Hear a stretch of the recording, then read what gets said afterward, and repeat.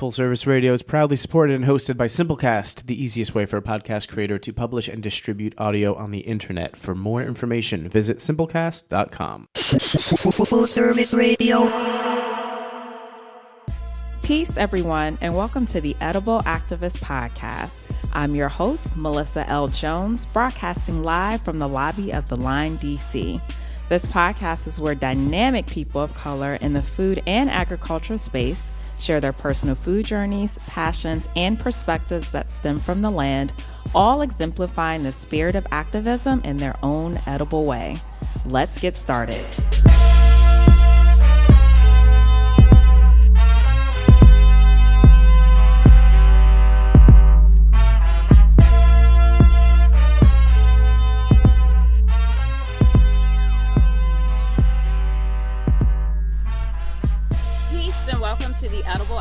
Podcast, and I am broadcasting live here at New Brooklyn Farms with Doug Adams. How are you, Doug? I am great. How about you, Melissa? I'm good. All right. And I got this nice tea in my hand. Yes. Thank you. Do you remember what kind of tea that is? No, but it's good. Okay. This is wonderful because I feel so at peace sitting here at your farm, like all the natural elements and the birds chirping. We got some great herbs and flowers behind us. This is going to be dope. All right. So again, I'm really excited about this interview because we've been trying to hook this up for some time now. And this is my first time meeting you. It is. So we're about to learn about who Doug is and what he got going on out here in Mount Rainier, Maryland. Okay, let's do it. And can we also note that we're breaking history right now? We are breaking history in so many ways. It's crazy, right? No, you're breaking history and so am I. I mean, this is amazing. The first off-site edible activist podcast. It is, yes, first time. I'm very happy to be the chosen one, and this is what I'm doing is unprecedented too. So let's get to it. Because you know what? He reached out to me. He was like, "Would you mind doing a show on the farm?" And I was like, "Let's do it." I've always wanted to do it, but now we're here. Let's do it. All right, so Doug Adams is an urban agriculture and local food enthusiast with professional backgrounds in music, marketing, and finance. Your money guy. You loan me some money? I'm so joking. I'm going to try. Totally joking. In 2016, he purchased a quarter-acre residential vacant lot in his hometown of Mount Rainier, Maryland, where he founded New Brooklyn Farms Benefit LLC, drawing on synergies with renaissances in local food, real estate investment, community preservation, and smart technology. Doug's vision for New Brooklyn Farms is to serve as a case study on the sustainability of an unorthodox approach to the business of agriculture. Indeed. That's a lot. Yeah, it was. And we're gonna definitely touch on this unorthodox approach to business of agriculture, because we talk about that a lot during my shows, and I'm very interested, especially in people who are in the business of agriculture. What do they foresee in terms of how agriculture is heading? So definitely want to touch on that a bit. But we're gonna start with your roots, Doug. We are here on your soil next to a house that you grew up in, okay? So when we say this land is my land, this is definitely your land. 1,000. And a quarter acre that you purchased.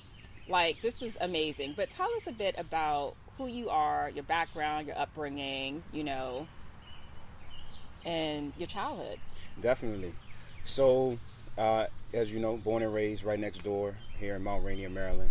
My mom is originally from Baltimore. My father is from a country in South America called Guyana.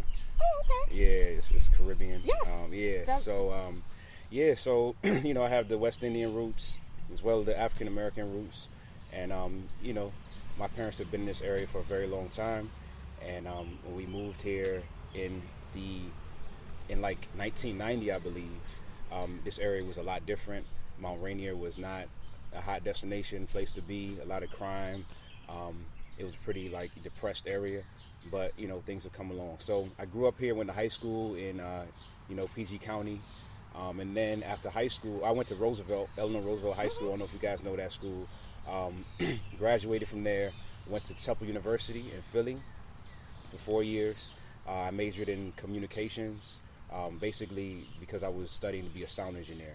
So, wow. so yeah, so you know, I was pursuing the whole music dream and growing up hip hop, trying to be Absolutely. Diddy and everything, you know. So you know, I was like, Better be Diddy. yeah, you know. And I graduated in 2008. It was the recession. I was actually interning for Sony Music at a major studio, and the studio shut down, and I just saw the music industry was going through a transitional period. So I kind of got disheartened, and I kind of let that dream die. But I still stayed in the marketing field, like, you know, media and marketing field. So I ended up working for a company called Fader.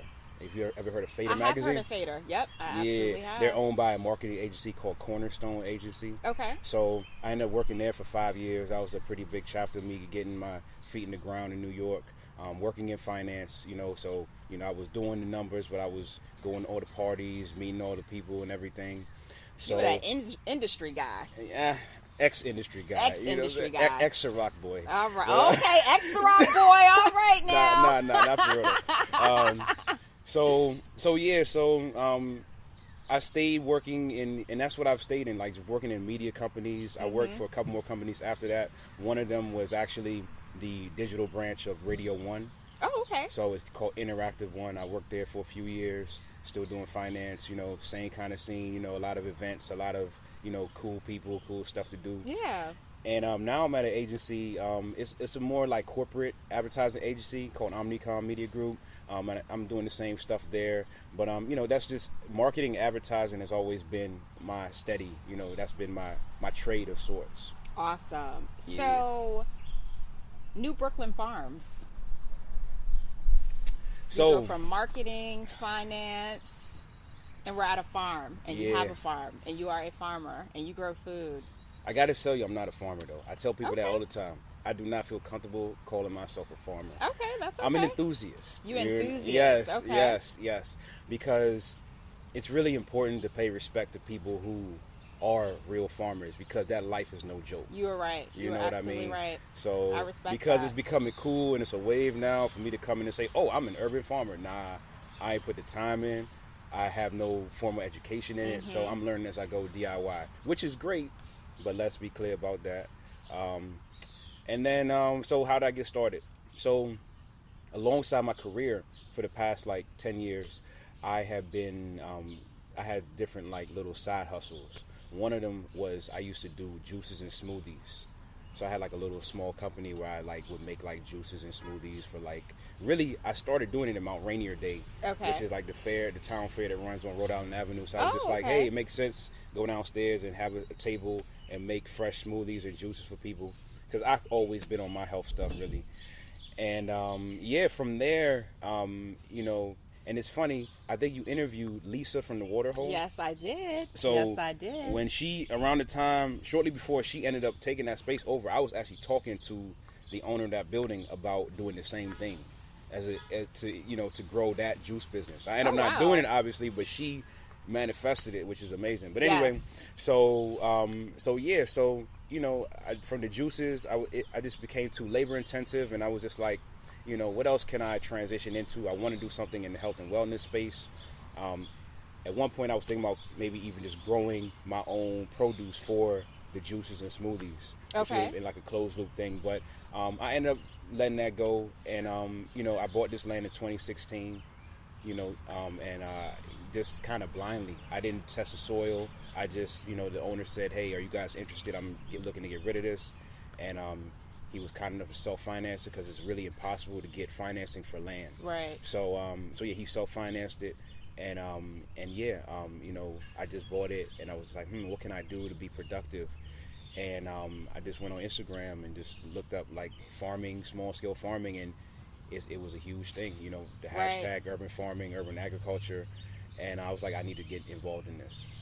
That's a big deal to own land. I don't care how big it is. I don't care how small it is. And thank you for clarifying the fact that you are not a farmer, because you're absolutely right. You know, we have our ancestors labored, you know, and we have farmers who are out on the land, and that is, you know, true definition of farming for sure.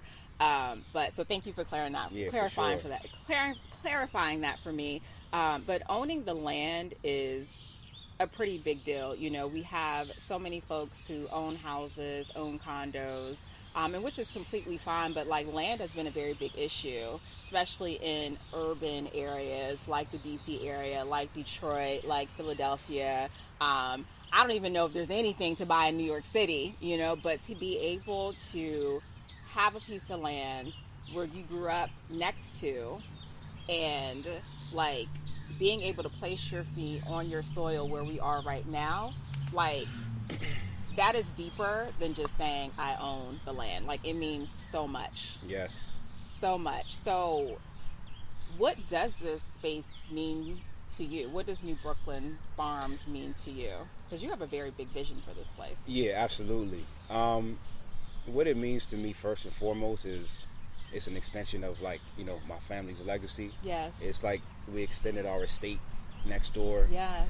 And it creates, like, you know, kind of a prototype for like people to just think about like the homesteading model and just taking that on. Like, you know, a lot of people have houses where they have yards bigger than my mom's yard and this combined, and they just like are just mowing the grass. Yeah. I feel like it's really important for people to start reimagining how they use their space, because like you said, it's so limited now. Mm-hmm. You know, it's important for people to become more like self-sufficient. Yes. Especially in like with all the uncertainty with our food system and everything these days. So that's really the first part of it, is to, you know, create a space where it's production for, like, you know, if God forbid like grocery stores closed down or Right. whatever, there was a crisis, we would have somewhere where we were growing our own food. So that's number one. Number two, being more realistic about it. You know, I know that especially given the location is pretty prime. It's on a main street. We're very close to DC. I definitely wanted to open it up to the public. So when I first started, I was like, the front half, given all the trees, would be like a public green space where like it's like a park basically, where people can come and relax, have small gatherings, whatever. So that's the second part of it. And then the third part is a platform for like people who have any level of interest or expertise in urban farming or farming in general to come and just connect or get involved. So that's really it's like kind of a three-pronged approach there. And given it's a very small space, but I feel like we can make all those things happen. So, okay, guys, this is Melissa L. Jones, broadcasting live at New Brooklyn Farms. New Brooklyn. New Brooklyn Farms. Not old. Not old, but New Brooklyn. And I am sitting here with Doug Adams, who is the owner of New Brooklyn Farms. And the very special thing about this place where we're sitting is that it's right next to his home where he grew up at. Yeah. And you said something that just kind of hit a spot. You said this is like an extension to your estate. 100%. I love that. Yeah. I absolutely love that. Yeah. That is phenomenal. Yeah. That is so phenomenal. You did mention, you just mentioned the three-prong approach, because like I said, you guys have to go to his website and we'll shout all that out towards the end. But you have a very big vision for this place.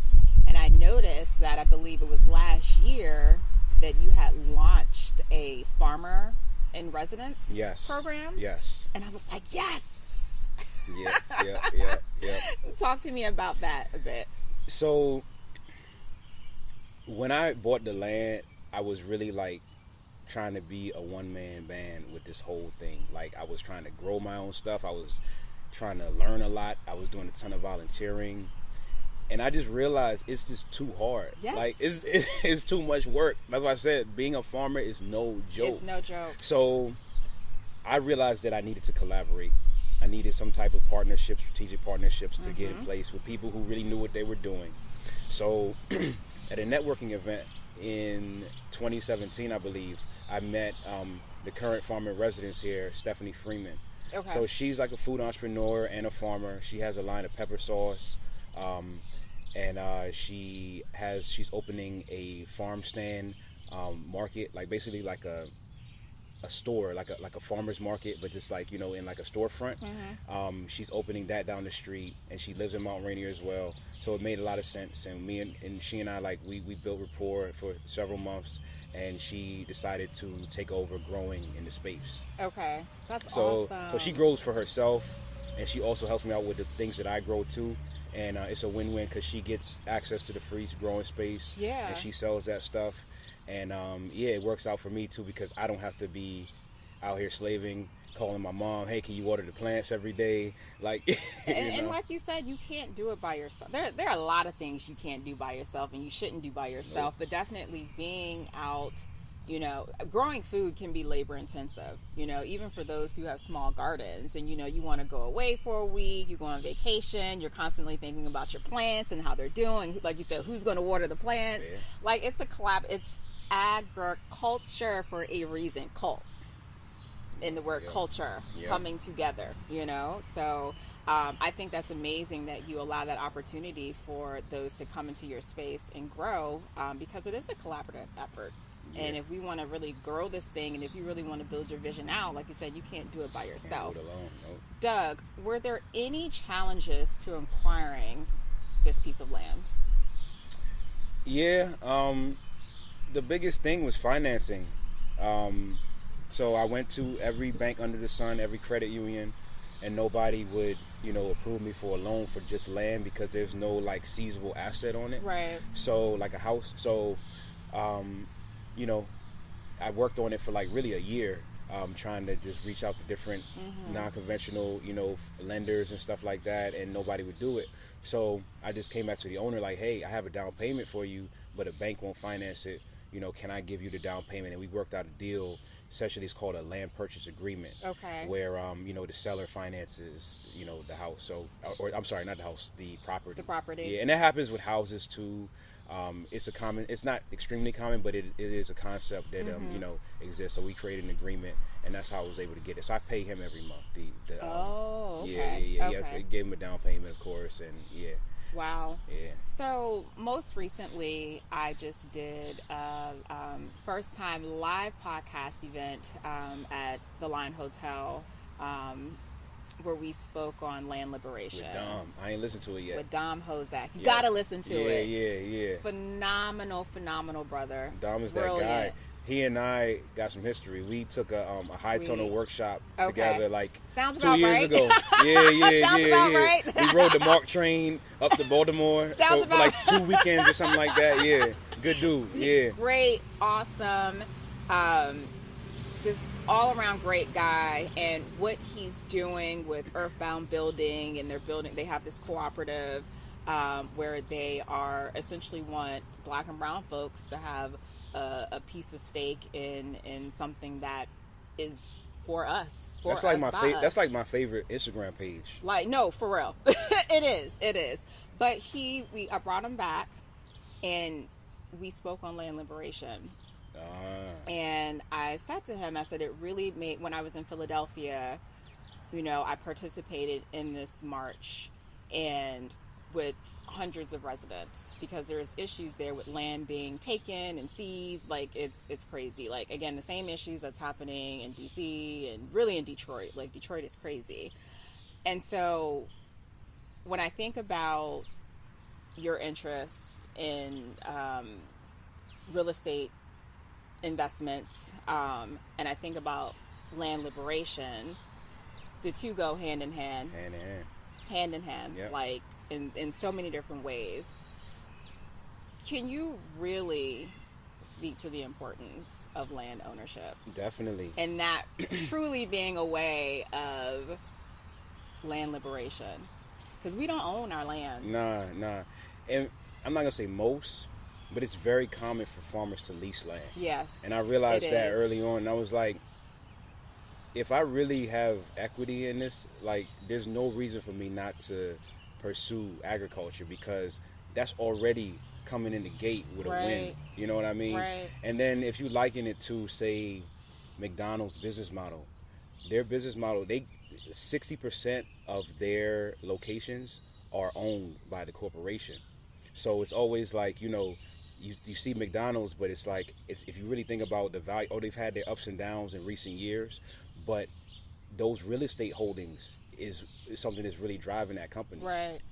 So I figure that, that's not going anywhere. If McDonald's was about to go belly up, they could always just, leverage that. Exactly. So that model really inspired me too, and I feel like it should inspire other people that, and then with a lease or storefront, no shots, but like that's your overhead. Like, that's why a lot of businesses fail, because they can't pay the rent. So I just figure, I'm blessed to be in a place where the rent is going to get paid regardless. You know what I mean? From, I work, I'm a regular 9-to-5 guy. But that's how I was reading an article about, I'm drawing a blank. What's the famous hot dog spot in DC? Ben's. They own that? They own the building. Oh, wow. Yeah. But I remember reading that they said if they did not own the building, it wouldn't have been feasible. It wouldn't have been feasible. Yeah. They said it was tough when they were purchasing it, but they said that, especially how DC real estate, and even not even just DC, I mean, there are parts of Prince George's County, even like Mount Rainier, like the values in these, it's crazy. I remember reading the article that said we had not purchased this building, we would not be here. I mean, it's cool now. I mean, look at Nip. Nip bought his building before he passed, Yes, he did. I mean, it's super important, and it should definitely be a new, issue, a topic of interest for people. And could you businesses. imagine someone saying, okay, you want this land, like you can lease it where you grew up? Yeah, right. And that is, but that's what's happening in Detroit. People they live in these houses and they see a vacant lot that they would like to purchase across the street, and they're essentially being told no. Yeah, that's crazy. So land is something that I definitely want, and I think it's a very big part of our history. Yep. It's always been snatched from us, although we've always been on it and building, and something that we have cultivated for such a very long time, and we can't have access to it. It just blows my mind every single time. 40 acres and a mule. 40 acres and a mule. Quarter acre and a mule. But we are sitting on your quarter acre here. I love it. I love it. Yeah. What are you growing? What's behind us?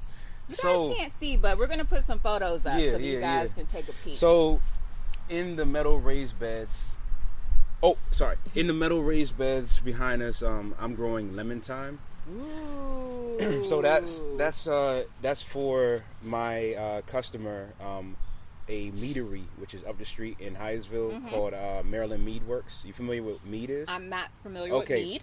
So mead is essentially like, it's like fermented honey. It's like an alcoholic beverage. It's like a honey wine. Ooh. Yeah, Vikings used to drink it, and it's definitely not as popular as like the regular like craft beers and breweries coming up, but it's looking like it's gonna take off in the next few years. So Ken Carter opened up a shop up the street, like a mile up the street, and I went to a Hyattsville festival. I met him before he opened up, and was like, hey, can I contract grow something for you? And that's kind of the business model that I do, is like, I'm really only doing like B2B, like growing for businesses. Okay. So we worked out an agreement, and I'm growing the lemon thyme. This is the second season.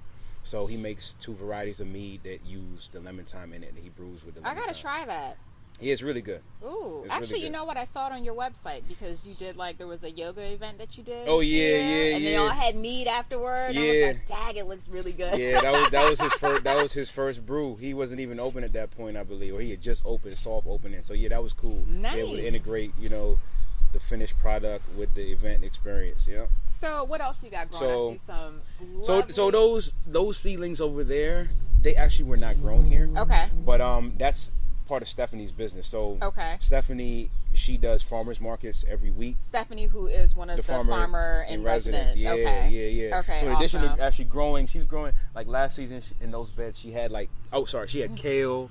I believe she had like kohlrabi, collards. I love kohlrabi. So she grew that here, and then this season she's doing like tomatoes and peppers. Yum. Because like she has a pepper sauce line, so she's going to use that for her products. Okay. And she has some really beautiful hyacinth flowers and tulips. Oh my goodness. They it's kind of a wrap at this point, but back in like April, it was looking really nice. And other than that, and let me not forget Kalani.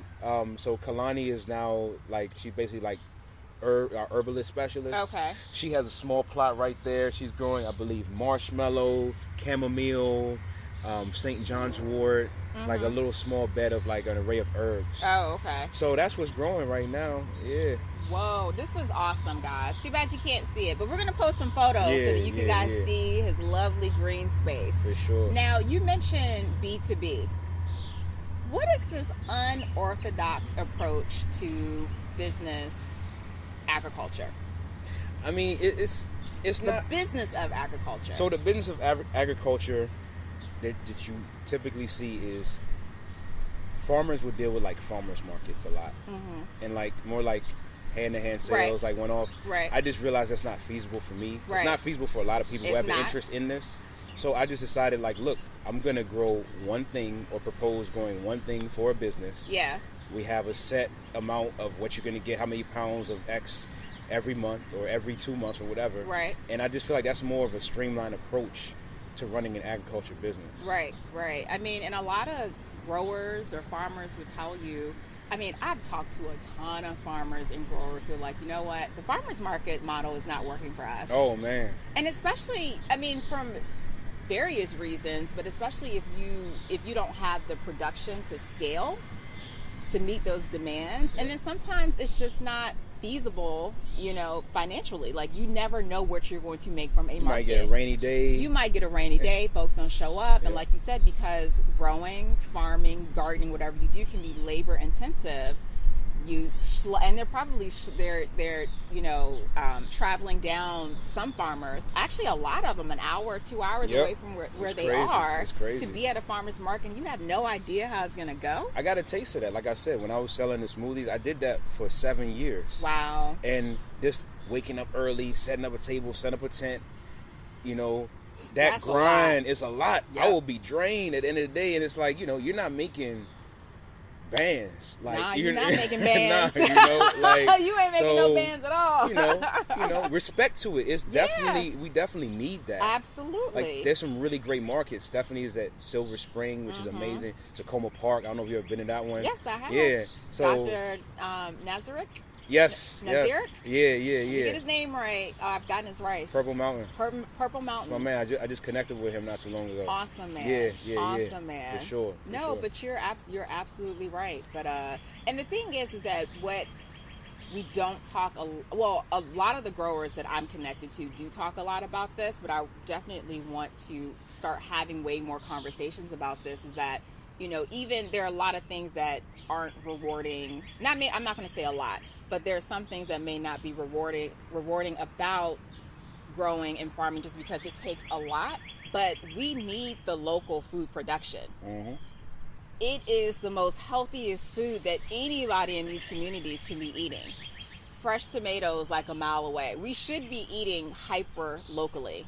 Exactly. All the time. Yeah, they call those kind of people locavores. Locavores. And that is the rewarding part for folks like me, you know, who wants to eat a lot of local food, but also for growers who are really intentional about this. Like, and Dom is big on that. He's like, we need more small scale local production.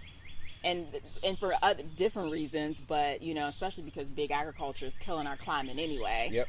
So, oh, goodness gracious, that's a whole nother conversation. But we need more local food because it's really just healthier for our own ecosystems and our people. Bottom line. Exactly. Bottom line. Exactly. So, we're going to close out in just a moment, but I do want to ask you one last question before we get into our rapid fire. When people come to your space and they step there, you know, they place their feet on your soil, what do you want them to feel when they come into your space? I would say maybe that. As the bird is chirping. I would say pride and peace. Pride and peace. Yeah. I like that. You know, there's been so many people who, the pride element, a lot of people are proud of me, like that I don't even know. Mm-hmm. So, and I feel like it inspired a lot of people. Yeah. To like say, hey, this is cool. Farming is cool. It's not what I thought. You know, you're not the typical farmer, this is feasible for me to do Yeah. this too.